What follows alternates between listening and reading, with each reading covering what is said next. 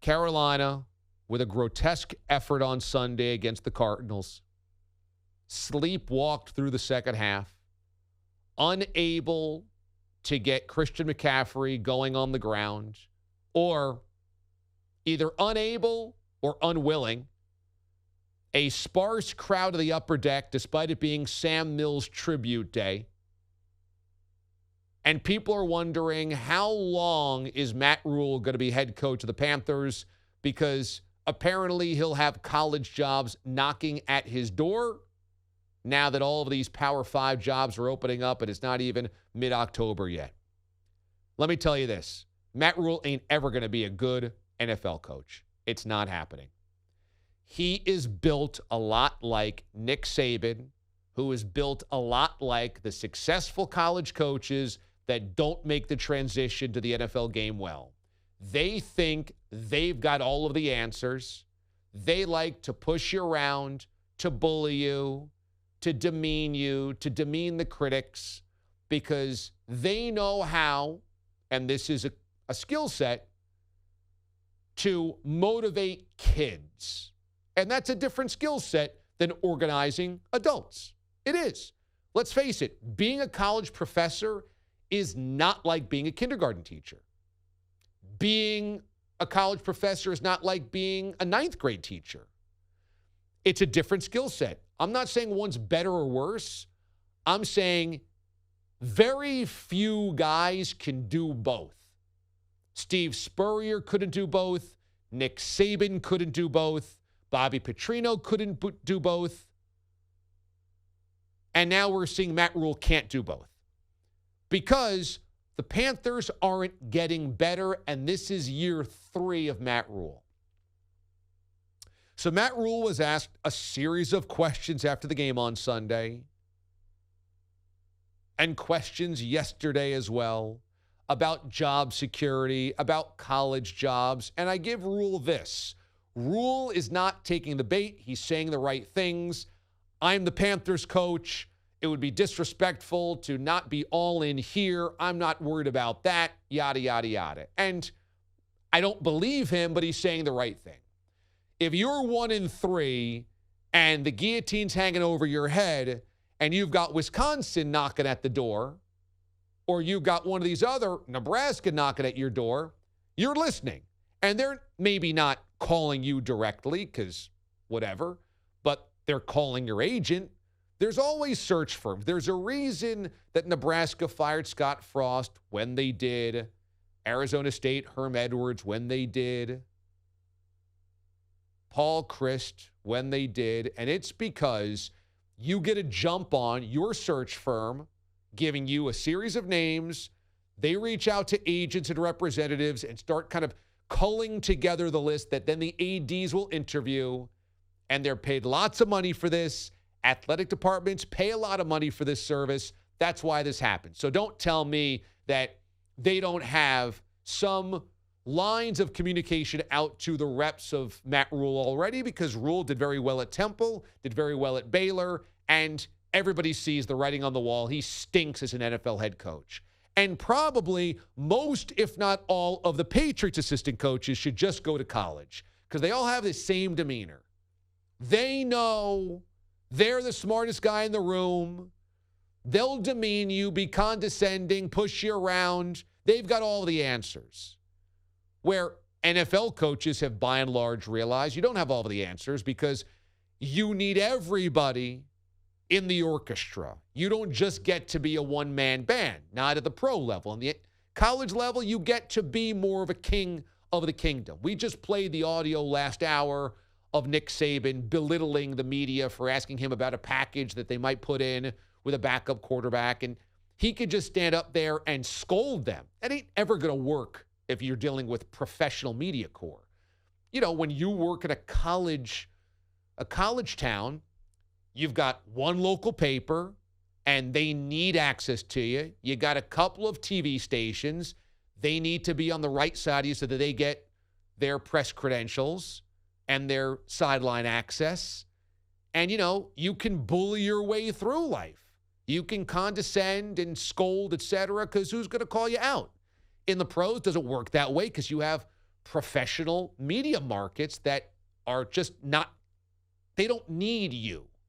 They'll outlast you, is what happens there. So anyway, Matt Rhule is now under massive fire, and so is Baker Mayfield. And now we're getting the question of, well, is Sam Darnold healthy yet? Can Darnold play? High ankle sprain? You know it's bad when people are knocking at the door for, when is Sam Darnold ready? Okay? That's when you know you've hit critical mass. Hey, can we get Darnold in here? And Baker Mayfield's feeling the heat. Mraz had a great quote yesterday. When did Baker Mayfield get shorter? Because for some reason this year, every pass he throws gets knocked down.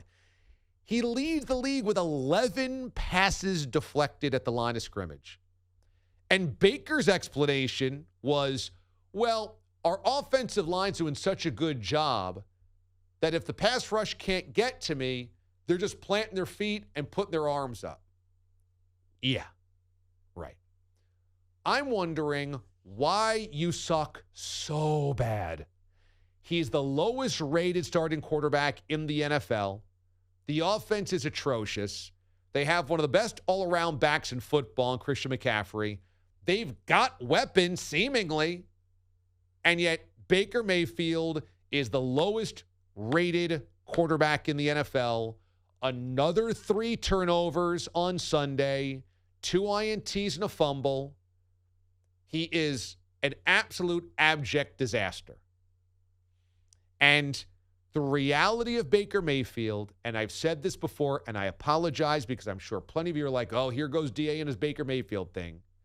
But the bit is, I've seen this before, and it never ends well.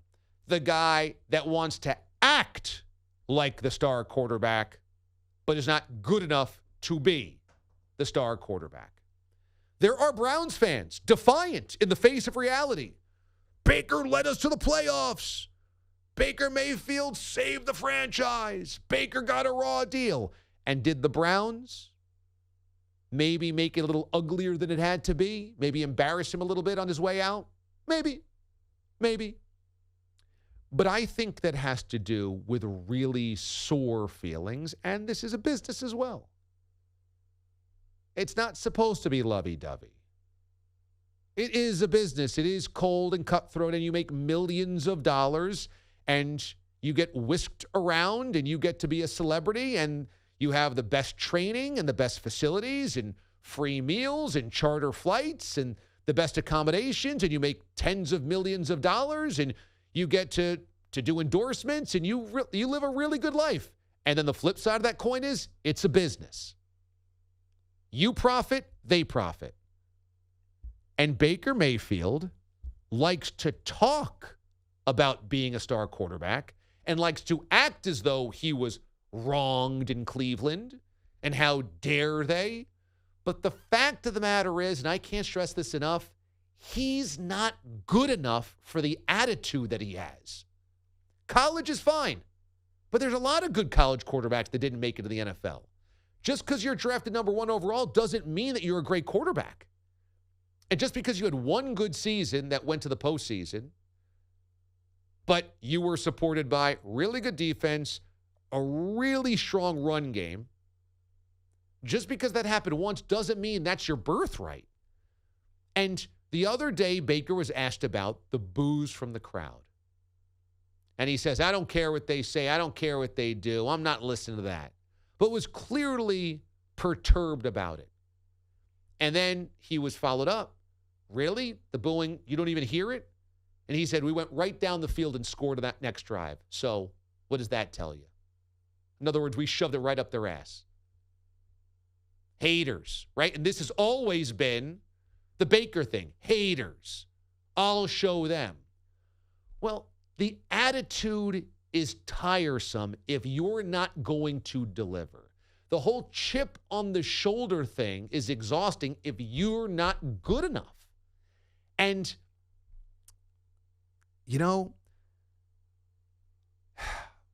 people are so attracted to attitude these days. the sound bite, the perception. And so there is something desirable about Baker Mayfield. He's got that 5 o'clock shadow and that kind of snarl, sometimes smirk. And he's got the chip on his shoulder, and he goes out there like a football player, like a leader, and that's what people believe in. And the evidence is he's not good enough. The entire offseason passed, and nobody was interested in Baker Mayfield. And then the Panthers signed him, and every time that I said anything that was negative about Baker, I got the Baker bros that came out. Oh, he's going to show you, DA. He's got a job. What are you going to say now, DA? He's a starter in the NFL, DA. You said it would never happen. And I'm just like, okay, who do you think is on the right side of this call here? Do you think at the end of the year, Baker Mayfield has led the Panthers to the playoffs, or do you think by the end of the year, Baker Mayfield is again out of a starting quarterback job? We see where this thing is going. Now, you want to argue that he's not getting much help from Matt Rhule, and that's fine. But you can't sit here and tell me that he's a viable starting quarterback in the NFL unless everything around him is perfect. The walls are closing in Carolina. Matt Rhule's going to get fired. They're going to turn to Sam Darnold as the solution. And it's going to be another wasted year because they don't have the right coach and they don't have the right quarterback.